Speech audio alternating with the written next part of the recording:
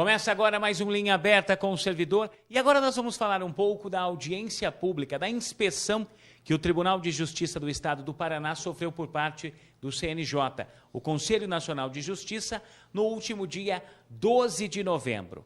Como a audiência ainda não foi agendada para São Paulo, os dirigentes da Sojuris estiveram na capital paranaense para acompanhar e conhecer um pouco do trabalho do CNJ, que deve ser realizado agora em 2010, aqui no Tribunal de Justiça Paulista. Comigo, o presidente do Conselho Fiscal da Sojuris, Humberto Ottoni.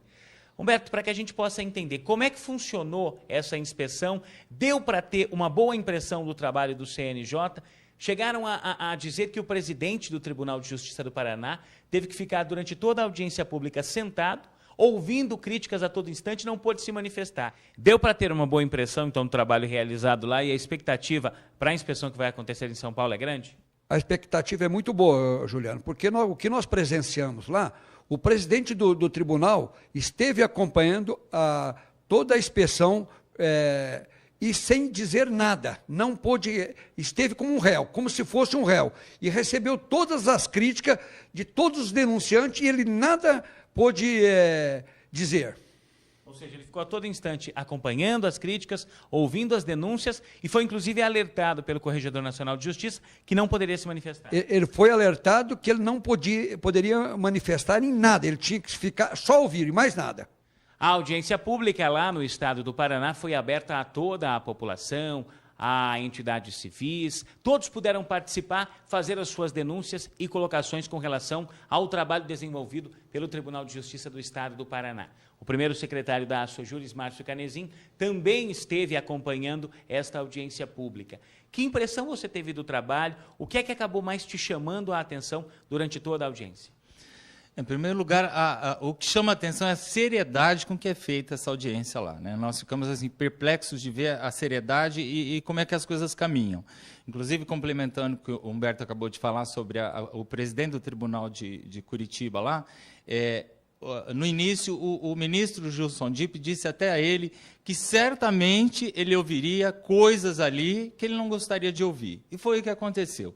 Né? Então, dentre vários casos que foram citados lá, que foram denunciados, o interessante é o caso de uma servidora, Juliano, que ela foi servidora do TJ de Curitiba, hoje ela é advogada e ela advoga para os servidores. E ela fez uma denúncia muito grave, ela denunciou o nepotismo no TJ de Curitiba, né? Que é muito grande nos cartórios, nos concursos de contratação de servidores, tanto nos servidores estaduais como nos cartórios extrajudiciais e também para os concursos da magistratura. Porque o pessoal lá, eles chegam até a esconder os editais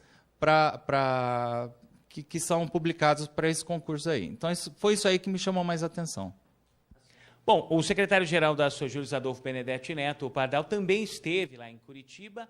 E a participação da população foi muito intensa, né, Pardal? Ou seja, pessoas que se sentem prejudicadas por processos que se arrastam há anos na justiça também puderam se manifestar e foi isso que vocês presenciaram lá.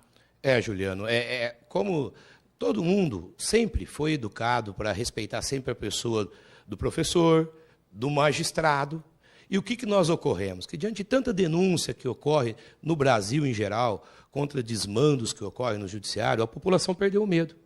E um senhor, me reporto a ele, por causa da idade, que as pessoas com mais idade sempre respeitaram muito as figuras das autoridades, ele acabou quebrando esse respeito e denunciando que há 22 anos ele tem um processo, a parte contrária já morreu, e toda vez que ele tem a oportunidade de ver o seu direito contemplado, ora por erro da serventia, ora por erro do magistrado, ora por erro proposital da parte contrária, ele não recebe.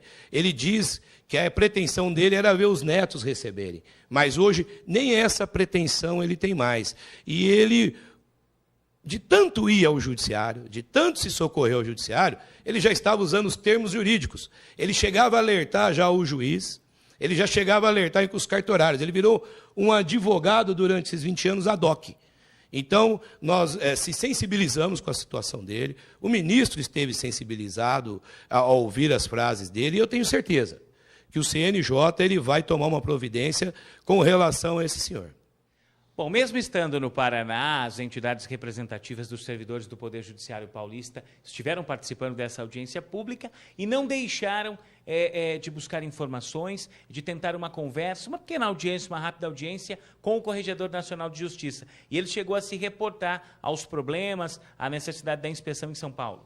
Ele deu toda a atenção para nós e para todas as entidades presentes lá em Curitiba. Ele disse que São Paulo é um caso à parte, é um caso muito complexo, que ele precisa até da ajuda do presidente do Supremo, porque é um estado muito complicado, que tem uma infinidade de irregularidades que precisa uma atenção muito grande.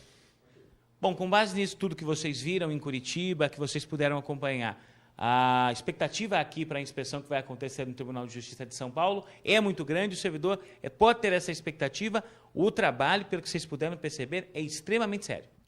É muito bem lembrado pelo Humberto, quando nós nos inscrevemos, mesmo sabendo que ali não era o local, mas nós, dada a agenda do ministro, que era muito concorrida, nós tivemos que sair e ir atrás dele, em Curitiba.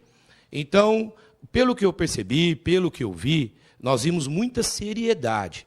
E quando ele disse do tamanho do estado de São Paulo geográfico, que ele teria que fazer essas audiências em 3 situações, São Paulo, Campinas e Ribeirão Preto, eu percebi que ali ele já tinha mapeado o estado. Eu percebi, naquele momento, que ele já estava ciente do que vem ocorrendo no estado de São Paulo e que o mesmo cumpriria a sua palavra. Então, cabe a nós acreditar que a palavra será mantida, Juliano. Tá certo. Obrigado, Pardal. Esse foi mais um Linha Aberta com o Servidor.